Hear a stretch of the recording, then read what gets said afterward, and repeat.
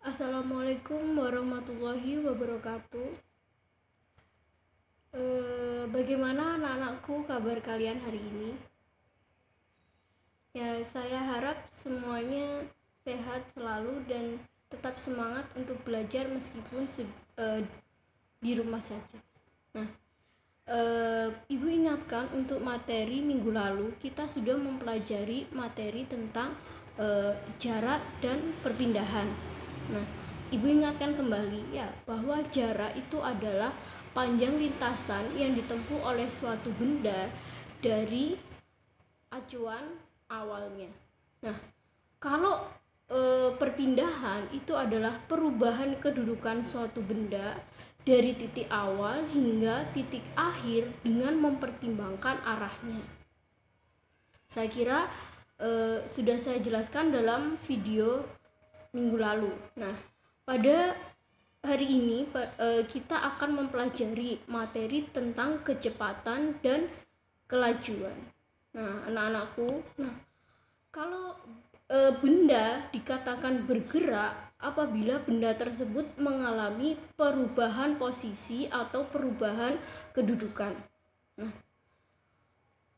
pada perubahan posisi dan perubahan kedudukan tersebut terdapat jeda ataupun selang waktu, sehingga kecepatan adalah perubahan posisi atau kedudukan selama selang waktu tertentu. Itulah yang dinamakan dengan kecepatan. Saya ulangi ya, bahwa kecepatan itu adalah perubahan kedudukan suatu benda dalam selang waktu tertentu. Nah, kecepatan sendiri merupakan besaran vektor, yaitu besaran yang memiliki nilai dan besaran yang mempunyai arah. Jadi besaran dalam fisika itu dikategorikan dua, yaitu besaran skalar dan besaran vektor. Besaran skalar adalah besaran hanya memiliki nilai, sedangkan besaran vektor adalah besaran yang memiliki nilai dan memiliki arah. Karena kecepatan merupakan besaran vektor, maka nanti kecepatan itu juga dinilai secara nilainya dan juga secara arahnya. Nah, contoh, Bu Santi mengendarai sepeda motor dari rumah menuju ke sekolah dengan kecepatan sebesar 50 km per jam. Nah, kita akan koreksi mana yang dinamakan dengan kecepatan, mana yang dikategorikan sebagai kelajuan.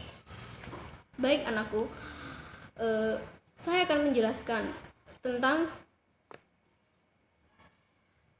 permasalahan yang saya ceritakan tadi ya. Saya mengendarai sepeda motor dengan kecepatan sebesar 50 km per jam. Nah, yang tertera itu sebenarnya adalah kelajuan. Dari mana kita tahu 50 km per jam? Itu dari speedometer kendaraan kita. Jadi setiap kendaraan bermotor itu pasti ada yang namanya speedometer. Jadi speedometer ini alat untuk mengukur perubahan kelajuan. Nah, 50 km per jam tadi sepeda motor yang saya kendarai itu adalah sebagai nilai dari kelajuan. Kemudian saya dari rumah menuju ke sekolah, nah itu merupakan arah. Jadi 50 km per jam dari rumah menuju ke sekolah, itulah yang dinamakan dengan kecepatan. Nah, kecepatan sendiri itu merupakan besaran vektor, yaitu besaran yang memiliki nilai dan arah. Jadi 50 km dari rumah menuju ke sekolah itu adalah nilai dari besaran kecepatan.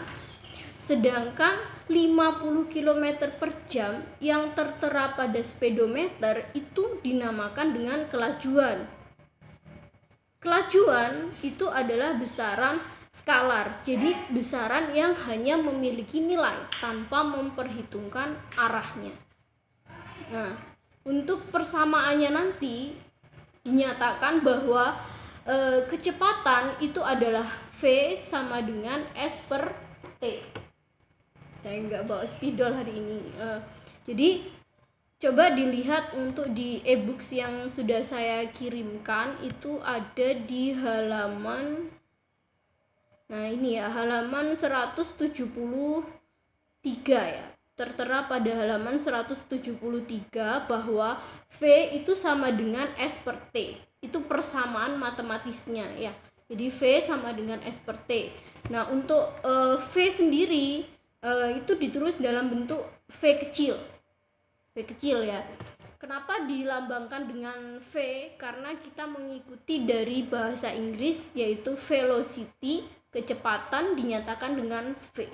Jadi walaupun kita belajar di negara lain, kita belajar di negara tetangga, Malaysia, Singapura, ataupun di Amerika, Eropa, bahwa simbol dari kecepatan itu adalah di IPA itu V kecil. V kecil itu adalah kecepatan. Kemudian S itu adalah jarak dan T itu adalah waktu. Waktu kan bahasa Inggrisnya time, jadi digunakan pakai T kecil gitu ya. Jadi V itu adalah S per T. V sendiri adalah kecepatan ataupun kelajuan. Dalam besarannya ditulis simbolnya sama. Nah, nanti satuannya untuk V adalah meter per sekon atau meter per detik, sama. Kemudian S sendiri dinyatakan dalam bentuk meter. Jadi satuan dari jarak adalah meter. Kemudian dari besaran T itu adalah menyatakan waktu atau time. Nanti digunakan satuannya adalah detik. Gitu ya anak-anakku. Nah, kemudian materi berikutnya itu tadi untuk persamaannya atau perumusannya.